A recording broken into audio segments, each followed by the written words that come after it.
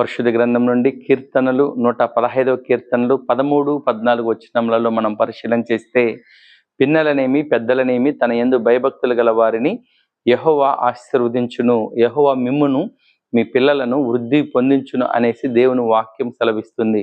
ప్రియులారా, మనందరం కూడా యేసు ప్రభువారి మార్గంలో మన బిడ్డలను నడిపించే వారిగా ఉండాలి. చిన్నతనం నుండే వారికి దేవుని వాక్యాలను మనం నేర్పించినప్పుడు ఆ బిడ్డలను యేసు ప్రభువారు గొప్పగా ఆశీర్వదించే దేవుడై ఉన్నాడు.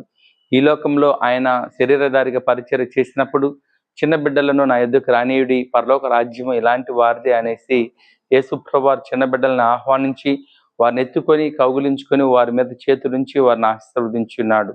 ప్రియులారా, మన బిడ్డలు కూడా క్రీస్తు ప్రభు ద్వారా ఆశీర్వదించబడాలి అంటే, మన బిడ్డలు కూడా అభివృద్ధి పొందాలి అంటే, మనము మన బిడ్డల్ని ప్రభు సన్నిధికి నడిపించి, ప్రభు వాక్యాన్ని నేర్పించి, ప్రభు ఇచ్చే ఆశీర్వాదములు పొందుకునే వారిగా మన బిడ్డలను తీర్చిదిద్దాలని తెలియజేయచ్చు.